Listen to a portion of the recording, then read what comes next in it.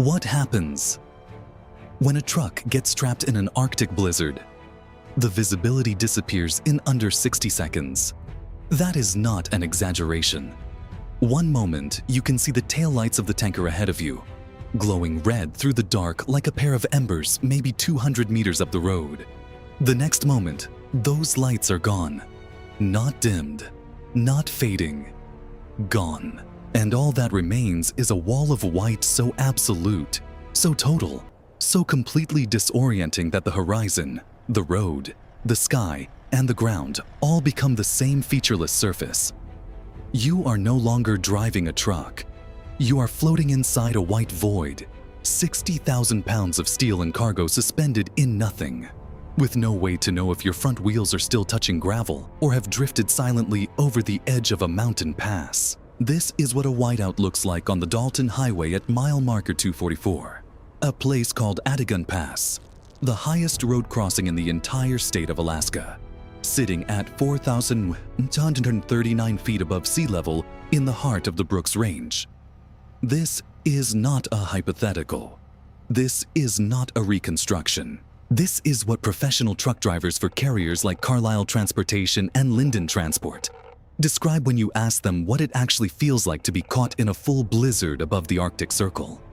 A place where the wind gusts to 65 miles per hour, where temperatures fall to -40 and beyond, where the road is gravel, where the nearest town has a population you could count on 2 hands, and where there is no option to simply call someone and ask them to come get you. Most people, confronted with weather like this, would turn around.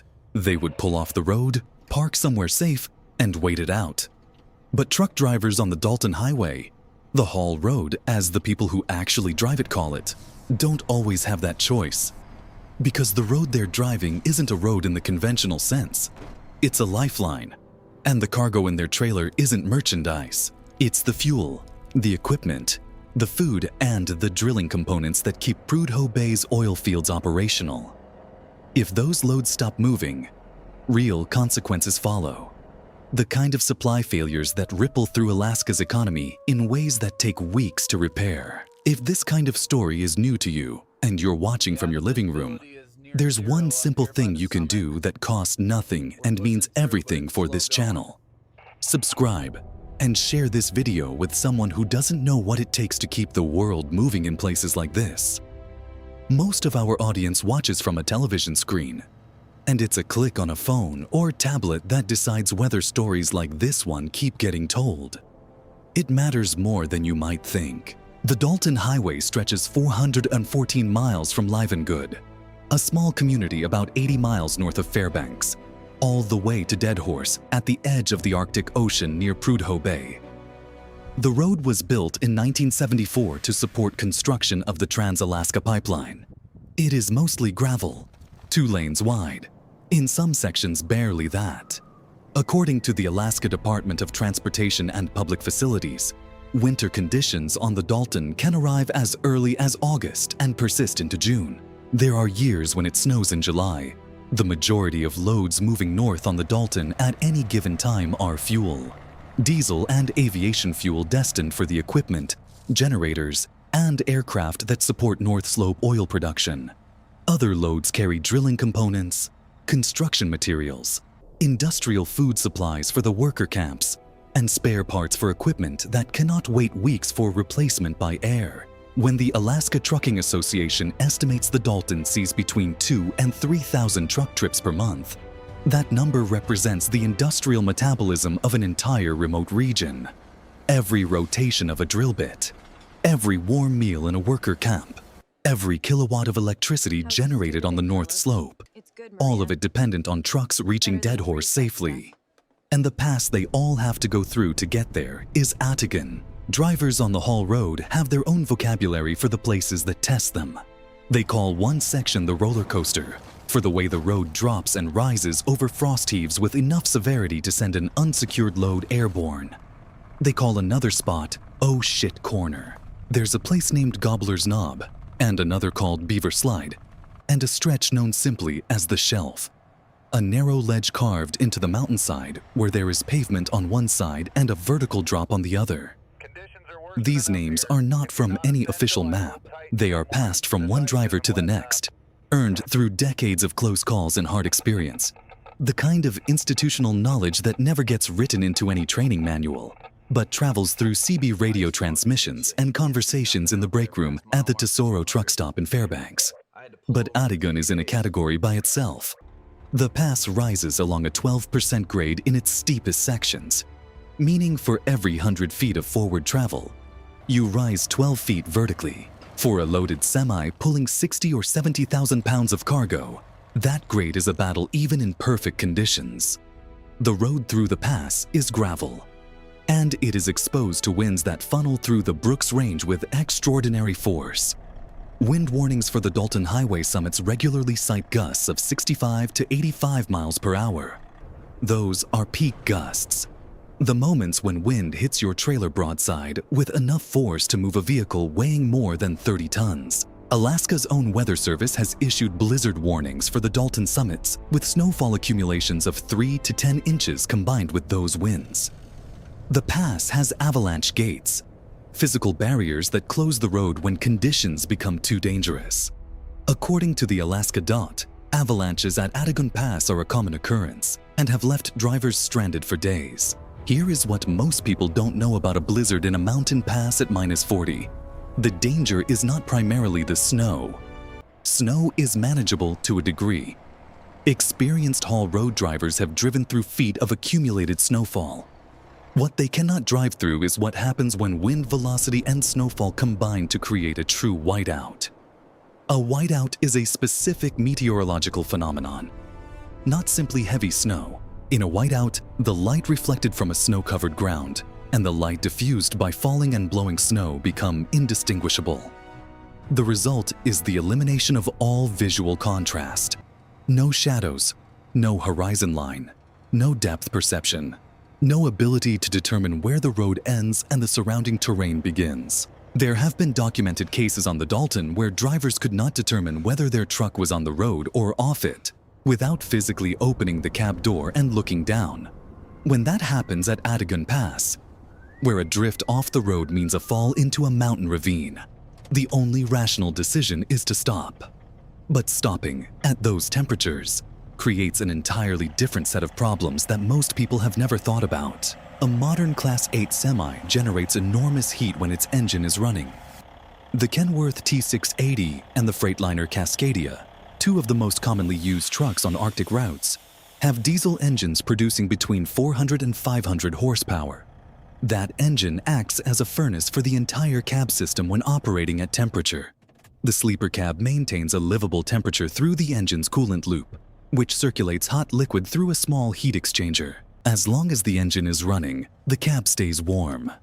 The moment the engine stops in a -40-degree blizzard, a countdown begins. Heat loss from a semi-cab in Arctic conditions is not a slow process. The cab is well insulated compared to a passenger car, but it is not designed to retain heat the way a building is. The large windows necessary for visibility are significant points of heat loss. In wind conditions above 50 miles per hour, convective heat loss from any structure increases dramatically. In the real conditions of an Adigun Pass blizzard, drivers described the interior of a stopped, engine-off cab dropping to uncomfortable temperatures within 30 to 40 minutes, and to genuinely dangerous temperatures, below freezing inside the cab, within 2 to 3 hours in the worst conditions. This is why professional haul road trucks are equipped with an auxiliary power unit, or APU.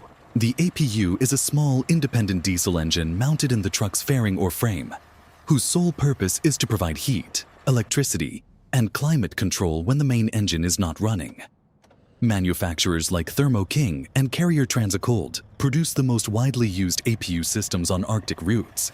According to data from the North American Council for Freight Efficiency, a typical diesel APU consumes roughly a gallon of fuel per hour, a fraction of the main engine's consumption, which at idle burns 3 to 5 times as much. That difference is critical. The APU extends the driver's effective range of thermal safety enormously during a forced stop. In Arctic conditions, that APU is not a comfort feature. It is a survival system. But the APU introduces its own complication that non-truckers almost never consider. Diesel fuel in the Arctic does not always behave the way diesel fuel is supposed to behave. Standard number 2. Diesel, the common fuel across most of North America, has a cloud point at around 14 degrees Fahrenheit. That is the temperature at which wax crystals begin forming inside the fuel. As temperatures continue to fall, those crystals accumulate, eventually clogging fuel filters and, at around -10 to -15 degrees Fahrenheit, rendering the fuel unable to flow through the engine. On the Dalton Highway, where -40 to -50 ambient temperatures are not unusual, and where the record low near Prudhoe Bay has been recorded below -60, untreated diesel is simply not viable. Carriers running Arctic routes use what is called Arctic diesel, a winter blend fuel formulated with additives that prevent wax crystal formation down to approximately -40 degrees Fahrenheit and Celsius, which at that specific number happen to be the same value. Experienced drivers add anti-gel treatments to fuel tanks before departure and monitor their fuel filter status with particular attention in extreme cold, because a clogged fuel filter in the middle of Atigun Pass is not a mechanical inconvenience. It is a potential life-threatening emergency. In February 2017, during one avalanche event at Atigun Pass that became widely documented, 4 trucks were struck by a slide near mile markers 241 to 247. A dashcam video captured by driver John Slater and shared by the Alaska Dot on social media showed the sequence with remarkable clarity. Blizzard conditions, the taillights of a tanker ahead barely visible, and then a wave of snow washing between the 2 trucks in seconds. 2 trucks were buried. All 4 drivers were ultimately able to escape their vehicles, and no serious injuries were reported.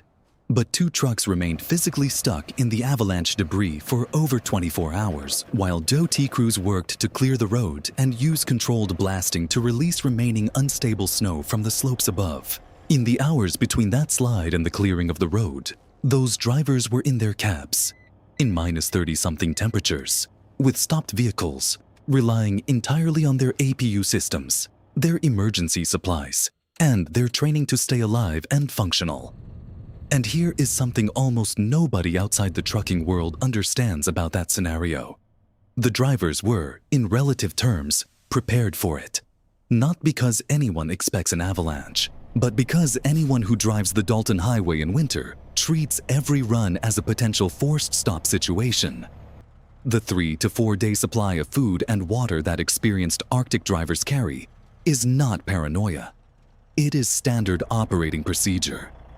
The emergency kit of a professional haul road driver looks nothing like the roadside kit sold at a truck stop in the lower 48 states. It includes an Arctic-rated sleeping bag rated to -30 or -40 degrees, not a cold weather blanket, but a full sleeping bag of the kind used in mountaineering expeditions. It includes a thermal layering system, base layer, mid-layer, and outer shell, all rated for extended exposure at extreme temperatures. It includes hand warmers, foot warmers, and chemical heat packs in quantities that reflect the reality of being stranded for days, not hours. It includes a satellite communicator. Cell phone coverage on the Dalton is essentially non-existent for most of its length, and CB radio has range limitations that make it unreliable as a sole communication method in a mountain pass. And it includes food that does not require cooking and will not freeze into an inedible mass at -40.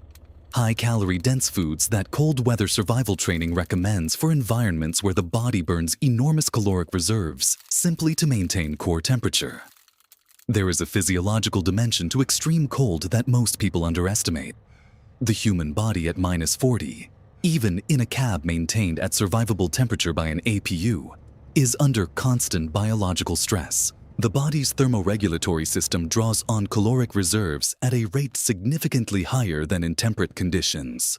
Cognitive function begins to degrade at core body temperatures only slightly below normal. Studies show measurable impairment beginning just 1 or 2 degrees below the body's standard core temperature. Decision fatigue, attentional narrowing, slowed reaction times.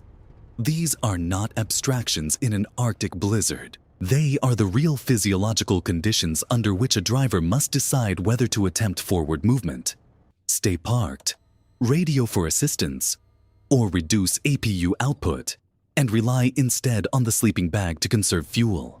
This is where experience becomes more important than any piece of equipment. Because the decisions that determine survival in an Arctic blizzard are not mechanical decisions. They are judgment calls, made under stress, in darkness, in conditions designed by nature to impair exactly the kind of clear thinking those decisions require. Experienced haul road drivers describe a specific mental framework they run through almost automatically when conditions deteriorate. A hierarchy of concerns. First, is the road ahead passable? Second, is there a safe location to stop? Not just any location, but one away from slope edges and areas of known avalanche risk, ideally where the truck can be found by search crews if communication is lost. Third, is fuel sufficient to sustain APU operation through the likely duration of the closure? Fourth, are all emergency systems functional? Running that checklist in the right order, under pressure, is a skill that takes years to develop. Drivers who come to the haul road from other regions of North America, even experienced long-haul drivers with clean records, sometimes underestimate the pass. Historical accounts from the Alaska Trucking Association include examples of veteran drivers from the lower 48 who arrived in Alaska confident in their abilities and ended up in the ditch, or worse, because the specific combination of conditions on the Dalton is not replicated anywhere else in the continental United States. As one veteran Alaskan trucker put it, describing the early years of the haul road, drivers who'd been around a long time, driving everywhere in the country, would come up here thinking there was nothing to it. The next thing you know, they were in the ditch, upside down, or maybe dead. The CB radio culture on the Dalton carries genuine weight in any serious account of how drivers survive. Between Fairbanks and Deadhorse, there are effectively 3 stops with any services at all. The Yukon River Camp at mile 56, which offers basic fuel. The community of Coldfoot at mile 175, the northernmost truck stop in the United States, which provides fuel, showers, a small diner, and lodging, and Deadhorse at mile 414, the end of the road. Between those points are vast stretches where the nearest fuel is more than 100 miles away and where cell service does not exist. In that environment, the informal network of CB radio communication, drivers calling out road conditions, closures, hazards, and their own locations, functions as the connective tissue of safety on the entire route. Alaska Trucking Association Executive Director Avis Thompson described it clearly. When the wind is blowing so severely that a driver can barely read the company name on the side of the truck in front of them, there is a collective recognition that everyone on that road is in the same situation, and survival is a shared project. During closures at Atagun Pass, which can last from a few hours to several days, truckers staged on both sides form a kind of temporary community. Drivers with more food and fuel share with those who have less. In the historic 2015 flooding event that closed the Dalton for a total of 28 days, Colville, a company that transports fuel to the North Slope, was documented resupplying 24 to 30 stranded trucks with motor fuel, food, and essential supplies while the closure persisted, according to reporting from the Fairbanks Daily News Miner. At one point during that closure, an estimated 100 trucks waited on both sides of the affected section, between mile 390 and mile 405. The infrastructure of mutual support is not incidental to haul road trucking. It is structural. And yet the individual driver, inside their cab, in the middle of the night, in a blizzard above the Arctic Circle, is ultimately alone with their truck and their judgment. What none of the equipment can fully substitute for is the specific knowledge that accumulates over years of driving a particular stretch of road in every season and every condition, until its patterns become as familiar as the driver's own name. The way wind hits the north face of a particular ridgeline, the section of road that drifts close first when wind comes from the west, the slope above mile 244 where snow loads have historically released. That knowledge is not documented anywhere. It exists only in the minds of drivers who have earned it through experience. And it is passed along through conversations at Coldfoot's Diner and transmissions on Channel 19, and the shared language of people who go where most people won't. Experienced haul road drivers describe something about the moments after a forced stop, when the storm eases and the road is cleared and the truck begins moving again. It is not relief exactly, though relief is part of it. It is something closer to clarity, a sharpening of attention that comes from having been in a situation where every decision carried genuine weight. The driver who has spent 18 hours parked in a blizzard at Adigan Pass, managing fuel consumption down to the fraction of a tank, checking that fingers still have feeling every hour on the hour. That driver pulls away from the staged position when the closure lifts and drives with a quality of attention that is very hard to describe to someone who has never experienced it. Not recklessness, not bravado, something more like a specific, practiced, earned readiness for whatever the road decides to offer next. The cargo in the trailer was waiting. It is still waiting. The oil fields at Prudhoe Bay don't pause for weather. The generators keeping the lights on at Deadhorse don't run on patience. The world at the top of the Dalton Highway operates on a schedule determined not by storms, but by industrial necessity. And the drivers who connect that world to the south are not heroes in any theatrical sense. They are professionals, doing a job that most people don't know exists, under conditions most people will never encounter, with a competence that only becomes visible in the moments when everything that makes it possible is pushed to its limit.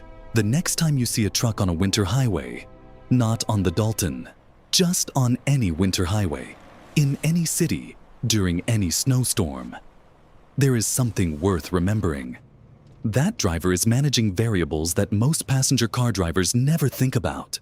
The weight of the load and how it shifts in a crosswind, the stopping distance on ice at highway speed, the temperature of the fuel in the tanks, the hours remaining on their federally mandated duty clock. All of that is running in the background of every mile. And for the drivers who run the Dalton Highway in winter, through Adigan Pass, across the North Slope, into Deadhorse, those variables include ones that most of us will never have to contemplate. The avalanche gates, the whiteout protocol, the APU fuel reserve, the section of road that last drifted closed, and the question of whether, if the storm comes in faster than the forecast predicted, the truck can reach safety before visibility reaches zero. Those are not abstract considerations. They are the shape of an ordinary workday, in the places where the ordinary world ends and the world that keeps it running begins. And somewhere on the Dalton Highway tonight, in the dark, above the Arctic Circle, a driver is making exactly those calculations, in exactly those conditions, carrying exactly the kind of load that most people will never think about until it isn't there anymore. If you've stayed with this story to the end, you already understand something about the Dalton that most people never will. In the next episode of this series, we'll take you somewhere. The danger is a different kind entirely, because on the haul road, blizzards and avalanches are only one chapter. The next one involves fire.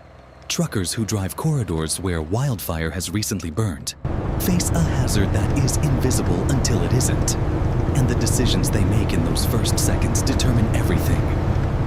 That story is coming next.